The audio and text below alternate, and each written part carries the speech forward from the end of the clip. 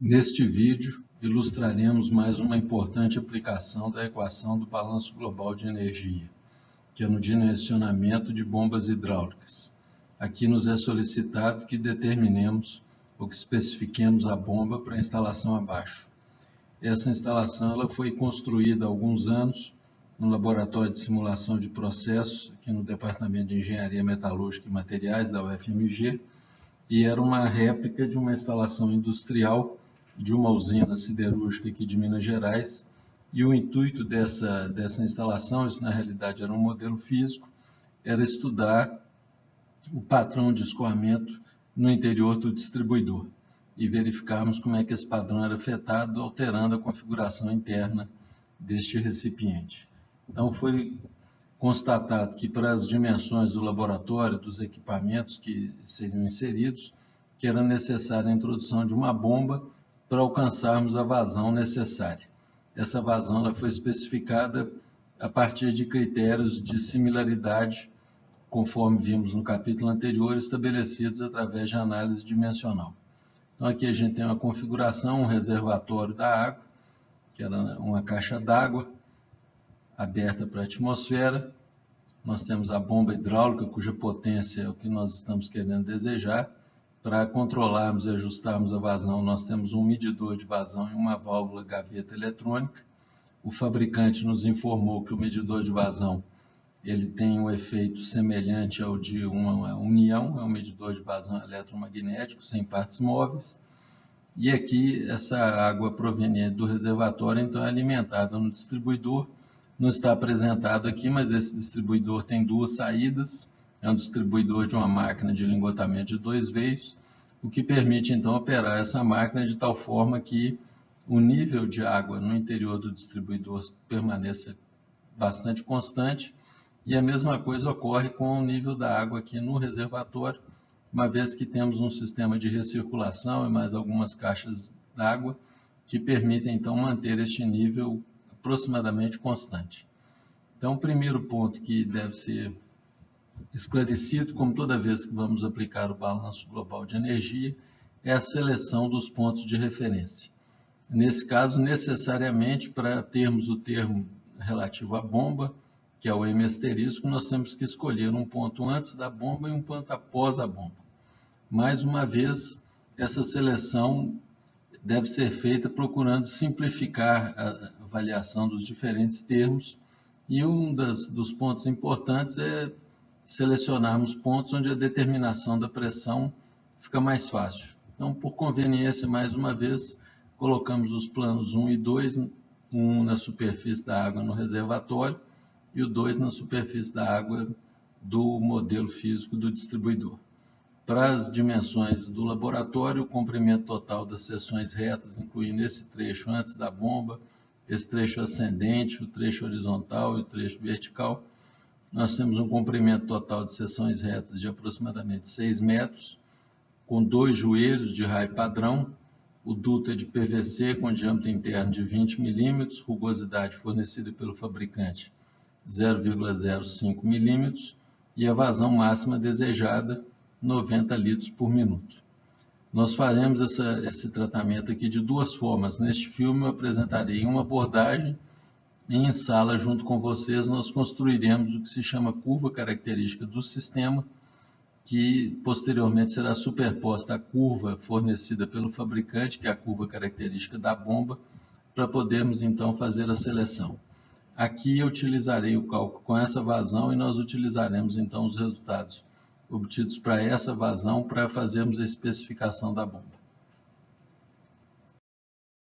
Então, em sala, eu indicarei vazões diferentes para cada um de vocês, valores na faixa de 30 até 120 litros por minuto, e nós construiremos juntos então a curva característica do sistema para fazermos a sua posterior superposição à curva característica da bomba. Aqui nós apresentaremos uma outra abordagem, por qual utilizaremos a vazão de 90 litros por minuto e com a informação relativa ao M asterisco, juntamente com a curva característica do fabricante, nós veremos como podemos fazer a seleção adequada da bomba hidráulica. Relembrando aqui a equação de Bernoulli, a água é um fluido incompressível, no caso vai se comportar de maneira isotérmica, então tem a versão da equação do balanço de energia para essas considerações. Para os pontos 1 e 2 que selecionamos, aqui tem uma figurinha pequena ilustrando, recordando a localização dos pontos 1 e 2, superfície do reservatório da água e superfície do modelo físico do distribuidor. Então, para esses pontos 1 e 2 selecionados, nós podemos fazer essas considerações. Velocidade média no reservatório e no distribuidor muito menores que a velocidade no duto. A razão disso é que a área desses dois recipientes é muito maior do que a área do duto. O desnível entre os planos 1 e 2 é 0,2 metros, o plano 2 está abaixo do 1, por isso que isso aqui deu um valor negativo. Os valores de pressão iguais. Esse foi um dos aspectos que utilizamos para tornar a escolha ou determinação das pressões mais simples. Falta agora determinarmos os valores de perda devido à fricção. Isso é feito acompanhando o trajeto do fluido ao longo do caminho, desde a superfície do plano 1 até a superfície no plano 2. Como já mencionado várias vezes, as perdas devido à fricção são identificadas fazendo o percurso do fluido entre os planos 1 e 2. Aqui nós temos a configuração do nosso sistema, então teremos perdas na seção reta do reservatório, perda na contração na entrada na saída da caixa entrada no duto, perdas devido ao efeito do medidor de vazão, seções retas totais, nesse trecho ascendente, horizontal e vertical, que vai ser somado a esse trecho inicial, presença de 2 joelhos e uma expansão na parte final. Então seriam as seções retas tanto no distribuidor quanto no reservatório, contração na entrada desse duto, seção reta total, as conexões, os 2 joelhos, a válvula gaveta e o medidor de vazão, e a expansão na saída do distribuidor. Uma questão que sempre surge é qual que é a perda associada à bomba. Essa parcela de perda associada à bomba é fornecida pelo fabricante e é incorporada nas curvas características através de um parâmetro chamado eficiência da bomba. Então, esse parâmetro vai ser introduzido posteriormente na hora de selecionarmos a bomba, utilizando as informações da curva característica fornecida pelo fabricante.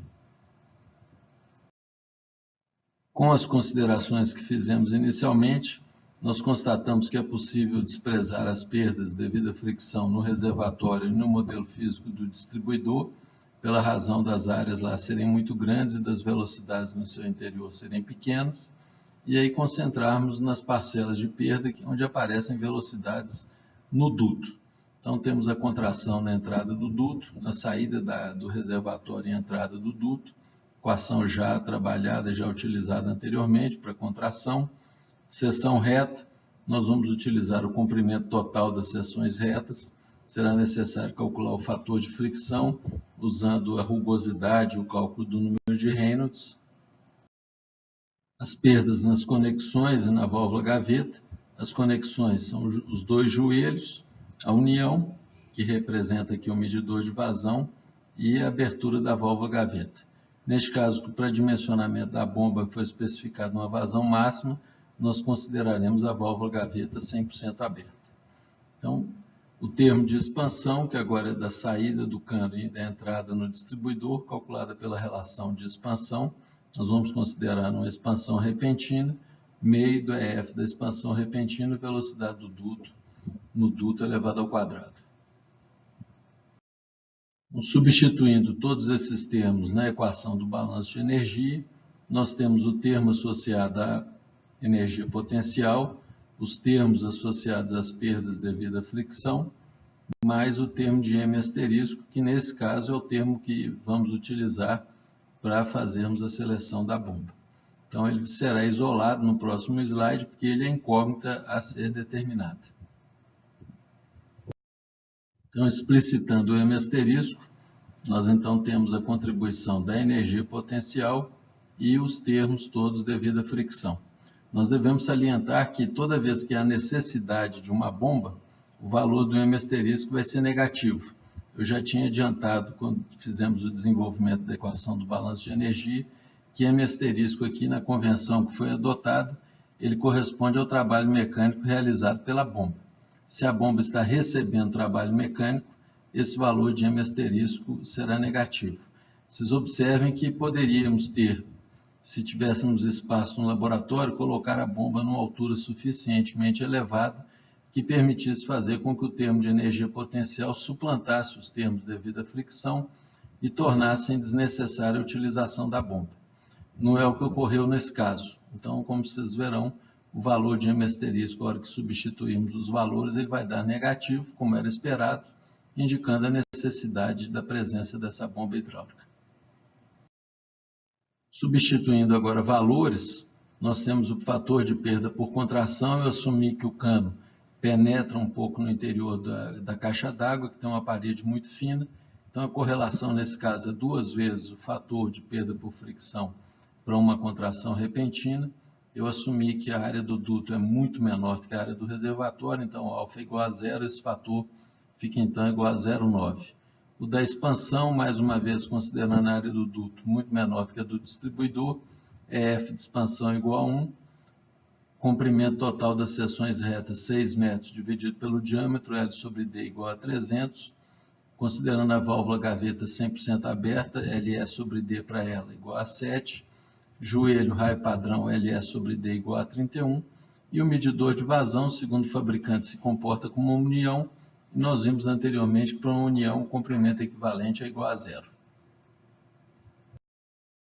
Resta agora determinarmos os valores específicos para a condição operacional que desejamos. Então, especificando a vazão, nós podemos determinar a velocidade da água no duto, fazendo a razão da vazão para a área da seção transversal. Então, 90 litros por minuto, nós multiplicamos por 10 a menos 3, passa para metro cúbico, dividindo por 60 metros cúbicos por segundo. Dividindo pela área da seção transversal em metros quadrados, temos a velocidade média da água no duto, 4,77 metros por segundo.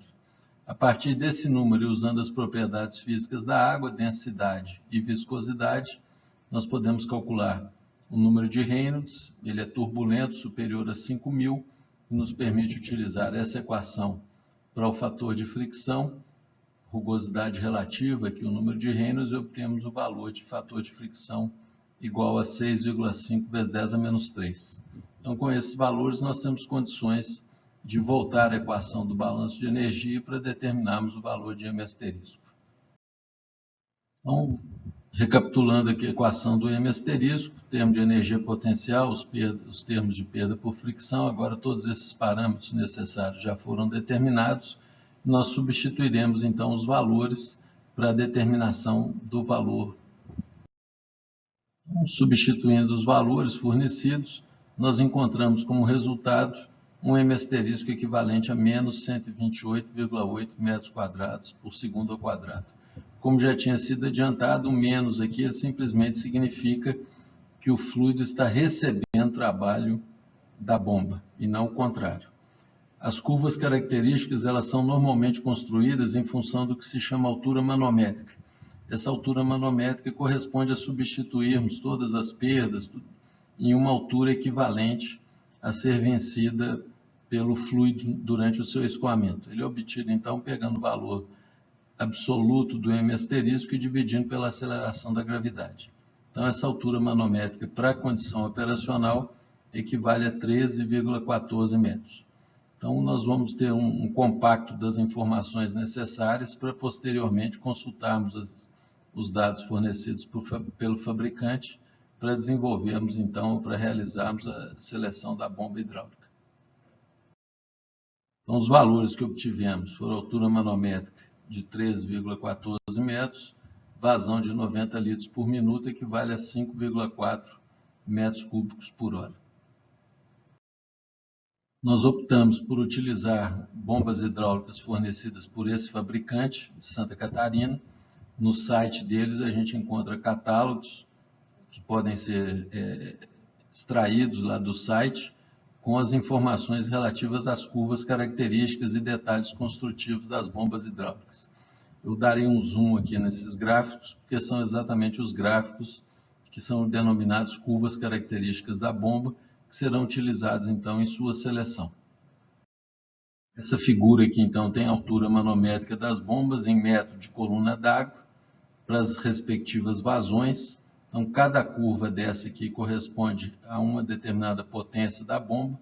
Aqui nós temos para 3 bombas, 1/6, 1/4 e 1/3 de cavalo. Essas linhas tracejadas que estão apresentadas aqui representam as eficiências das bombas trabalhando em cada uma dessas condições. É sempre conveniente procurarmos operar a bomba numa condição de máxima eficiência.